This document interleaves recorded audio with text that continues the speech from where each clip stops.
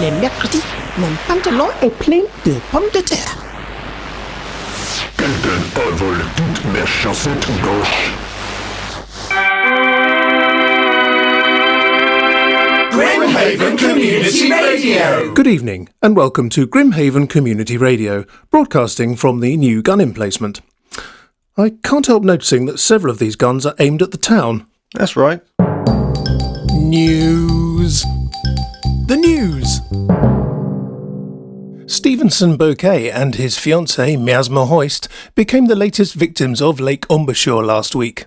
Police reports suggest that they were overcome by fumes from the algal bloom and lost control of their rented bragazzo, which then struck a passing shipping container, caught fire and sank. However, such was the couple's love of Lake Embouchure, despite its inherent dangers and appalling death toll, that they are to be married next Saturday at the picturesque lakeside chapel of St. Salmonella the Indifferent. All guests and mourners are then invited to attend the reception/wake at the Lobster and Chainsaw in Limpley Hanging. For the third year running, Grimhaven has been declared butter-free. If you are approached by any freelance poets in the town centre, please report this to the police immediately. This week's word is Michaelmas. This exciting new product does not require drugs or lasers. You or a loved one can use this amazing product from the privacy of someone's home, bathroom or the nearest chantry. Numerous industries do not want you to know about this product. Doctors hate this simple hack. After only a few months of subscribing to our affordable plans, you'll notice firming up in places you'd long forgotten. Fewer headaches, a general uplift, less penetration, and a resurgent resistance to swelling all round. A leading doctor highly recommends this product. Please, keep away from children.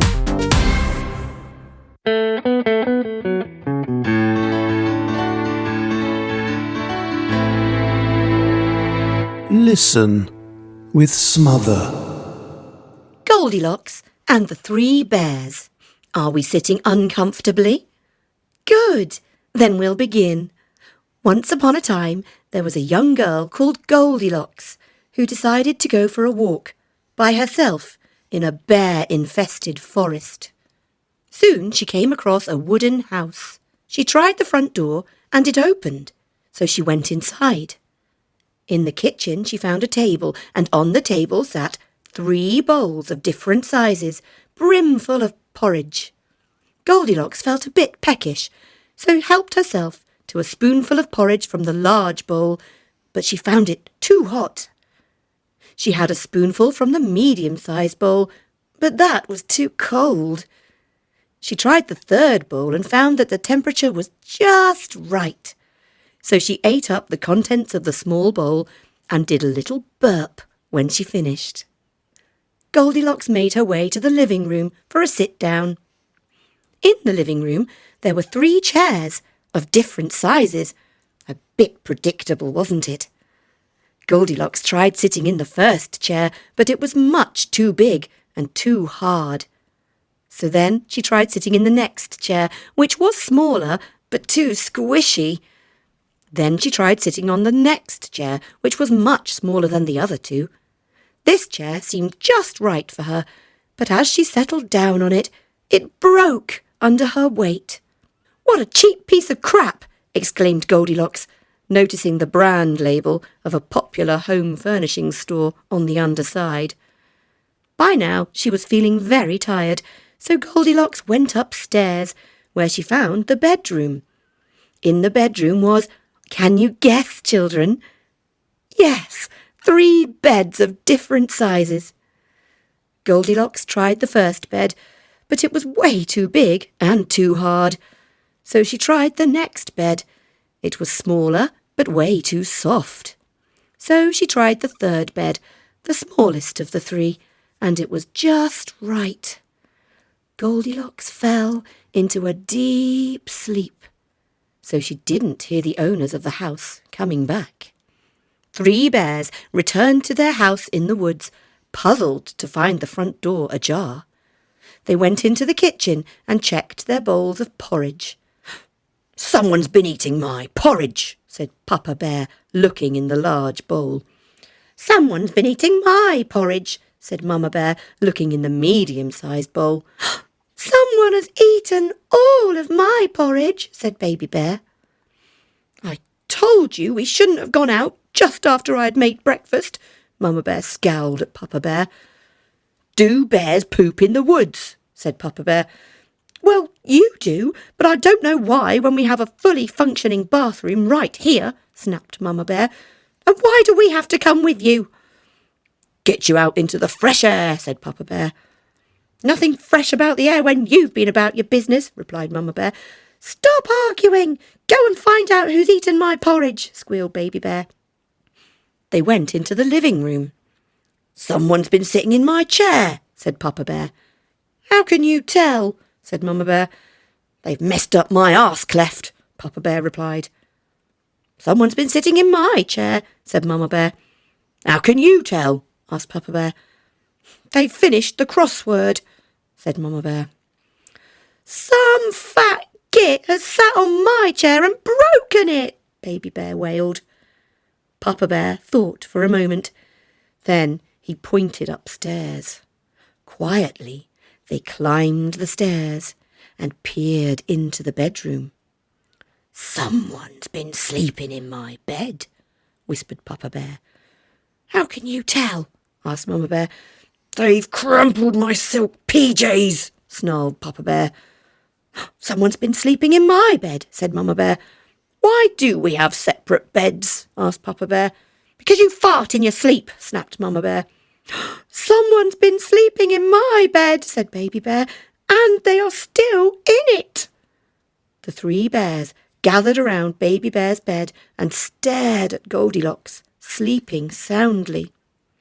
She looked so happy and peaceful. So they ate her liver with some fava beans and a nice Chianti. The end. 98, 71, 83, 82, 6. 98, 71, 83, 82, 6. This week's Music Desk article brings us the story of a beloved local wordsmith. Reporter Sandy Clamp reports on the story of this item. Just the Skin is performance poet Poole Bunkers.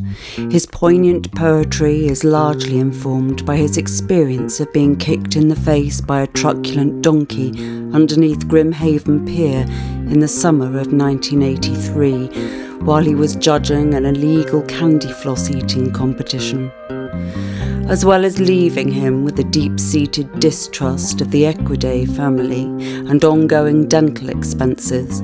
Bunkers found that he was unable to stop himself from involuntarily repeating certain words, as seen in his best-known work, Present Company, Excluded, Excluded.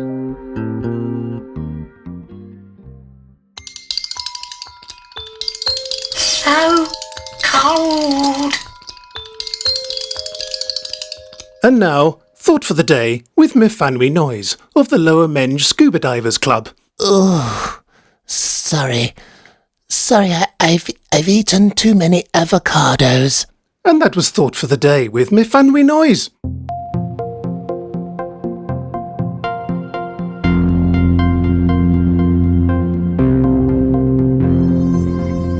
Plectrum, all of March and the third week of March.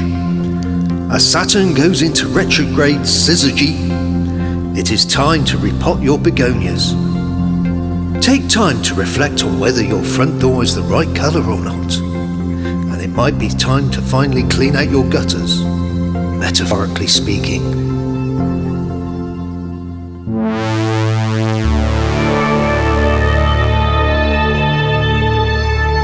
This is a public service announcement.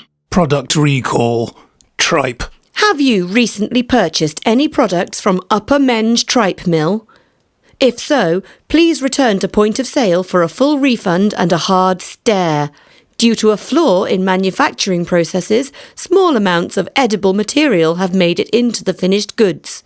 Tripe products covered by the recall include, but are not limited to, party bags, knitwear, jams and ornaments. Serial numbers 1 through to 11s are thought to be particularly hazardous and should not be resold or regifted. And now it's time for the weather. After the recent persistent rainfall, it is expected that Greater Flume will burst its banks again. If so, it is anticipated that more bodies than usual will be washing up.